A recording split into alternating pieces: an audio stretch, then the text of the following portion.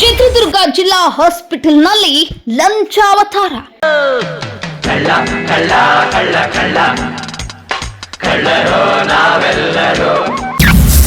ಸಂಬಳದ ಜೊತೆಗೆ ಲಂಚ ಕೇಳುವ ಸಿಬ್ಬಂದಿ. ಜಿಲ್ಲಾ ಕೆಆರ್ಎಸ್ ಪಕ್ಷದಿಂದ ಲಂಚಾವತಾರ ಬಯಲು.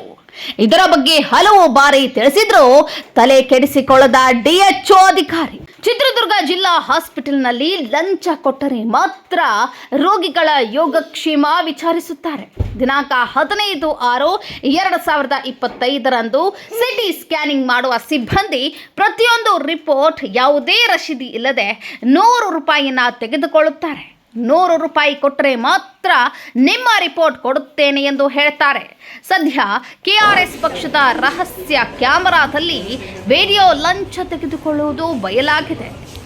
ಲಂಚವನ್ನು ತೆಗೆದುಕೊಂಡು ಸಿಬ್ಬಂದಿಯನ್ನ ಅದಕ್ಕೆ ಸ್ಪಂದಿಸಿದ ಇನ್ನಿತರೆ ಸಿಬ್ಬಂದಿ ವರ್ಗದವರನ್ನ ಕೂಡಲೇ ಅಮಾನತು ಮಾಡಬೇಕು. Bureau report, Shridhar Chitrahalli, Chitradurga.